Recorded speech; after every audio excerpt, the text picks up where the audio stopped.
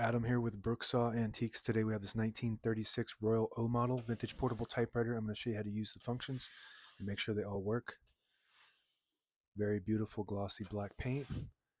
Up top are the margins behind this flip panel. You just move it like this. I'm going to set this left one on 0 and the right one around 75.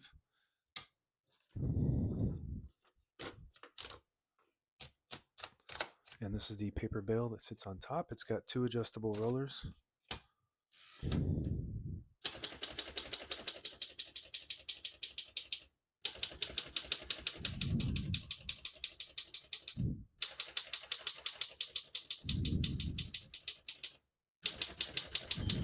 Once you hear the bell, you're at the end of the margin. Hit the line space, gets you back to the beginning, and skips 1 or 2 spaces. Right now we have it on single, but if you want double, you just flip that switch forward. It skips 2. We're going to keep that on single for now and finish typing. As you can see, all the keys type nice and none of them skip or stick. I'll type a sentence in red on the next line and switch from black to red. There's a switch on the right side here. Flip that over to that red indicator. It prints the bottom portion of the ribbon. When you have it in the middle, it prints the top portion of the ribbon, which is black. If you move it down and over to the right, it doesn't print any ink at all.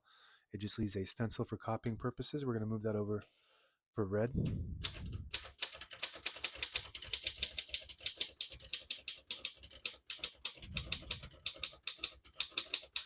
Absolutely beautiful feel. It's the classic feel. The print looks really good.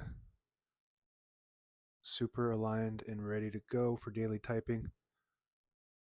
It's got it feels like it's a heavy touch, but it's not. It's really light. Just got a real classic sound to it too. And just the look of it, it's beautiful. One of my favorites of all time. This is probably one of the most popular ones I get. I cannot keep these in stock very long once I get them. We're going to move that color back to the middle to print black, and we're going to pull the page out by flipping the paper release forward. It unlocks the rollers underneath the platen, allowing you to pull the page out easier. Load thicker paper like carbon copy or cardstock. Make sure you flip that back before you load the next page or else it won't load correctly. Shift on each side and a shift lock on the left. To clear that, just hit the shift button again. Margin release on the top left. When you get to the end of the margin, there's a mechanism that blocks you from printing. Hit that margin release button. It does allow you to go all the way to the end. That works good. Backspace on the right side. Very nice.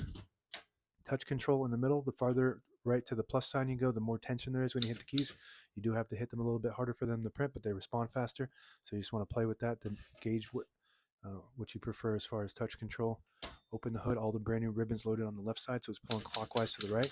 If you want to switch that direction, there's a switch on the left side here. You just flip it to the left. It'll pull counterclockwise. It does have an automatic reverse. There we go. So we're just going to flip that to the right, to pull to the right. That works good. Behind the knob is the carriage release. Very smooth. Very nice condition typewriter for being 90 years old. Super smooth, both sides. If you push in this little button here at the end of the knob, it disables the spacing so you can get to an exact spot on the page. You let it go, you get the clicks.